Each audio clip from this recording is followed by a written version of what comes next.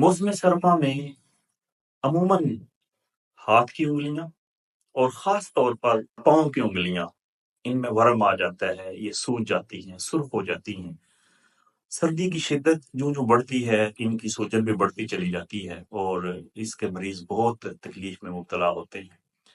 اس کے لیے میں بڑا ہی آسان اور سادہ سا نسخہ آپ کو بتاتا ہوں۔ آپ گھر میں جو گرم مسالہ استعمال کرتے ہیں اس میں ایک چیز ہوتی ہے بادیان خطائی، یہ سٹار کی طرح بنا ہوا ایک لونگ کے ذائقے والا ایک مسالہ ہوتا ہے۔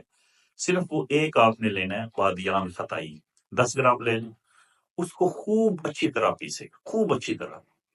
جب اس کی خوب اچھی طرح رگڑائی کر لیں تو اس کو 100 گرام پیٹرولیم جیلی میں یعنی ویزلین میں اس کو آپ شامل کر لیں، یہ آپ کے پاس مرہم سی بن جائے گی۔ چند بار لگانے سے انشاءاللہ تعالی یہ جو سردی کی وجہ سے پاؤں کی اور ہاتھوں کی انگلیوں میں سوج اور سویلنگ بنتی ہے وہ ختم ہو